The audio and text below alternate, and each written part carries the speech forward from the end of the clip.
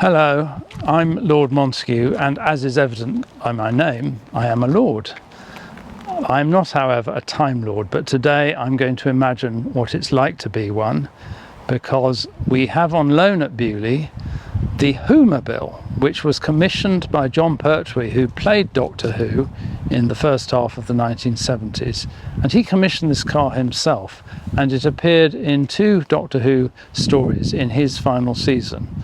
We've had it in our workshops, and the car hadn't been running for some years, and she's running again now.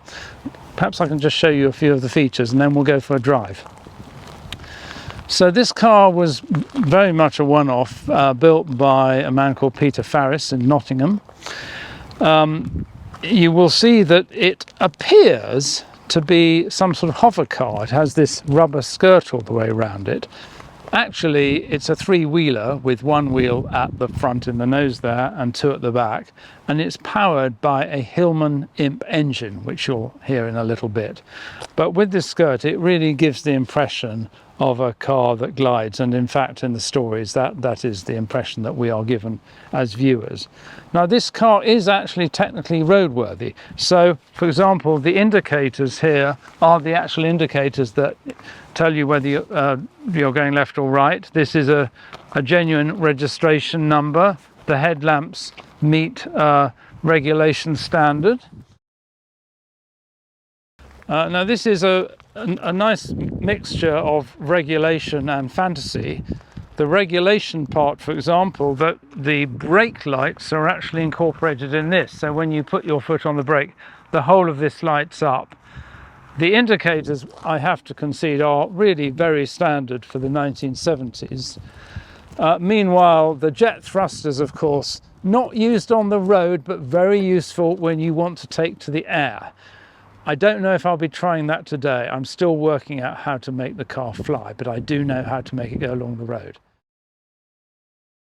The problem about these futuristic cars is, of course, these pop-up hoods and cockpits are actually not the easiest things to get in and out of.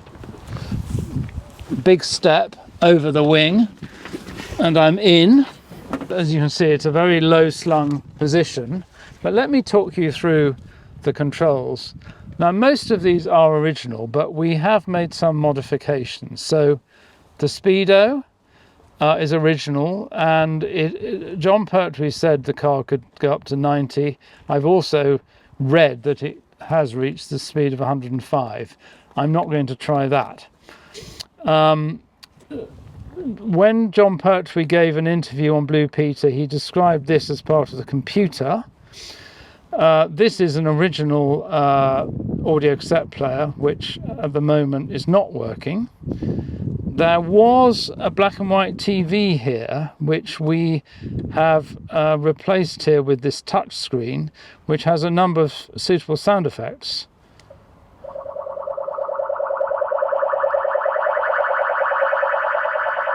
I think that's my favourite. At the moment, this doesn't connect directly to Unit HQ, but I'm sure we can put that right in the near future. Right, let's see if we can get us started. There we are. Now, of course, the next challenge is to get this cockpit hood down.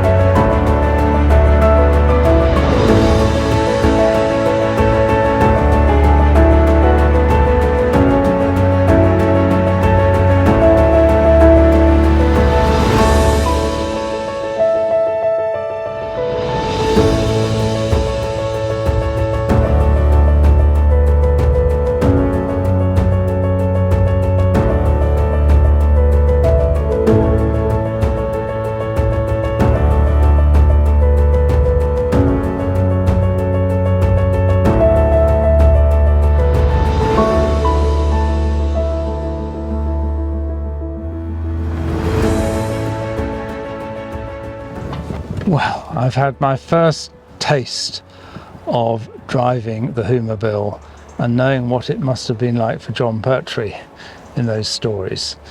It's not quite as sophisticated at the wheel, I have to say, as it might look from the outside, but my goodness, it's fun, and I feel I've time travelled.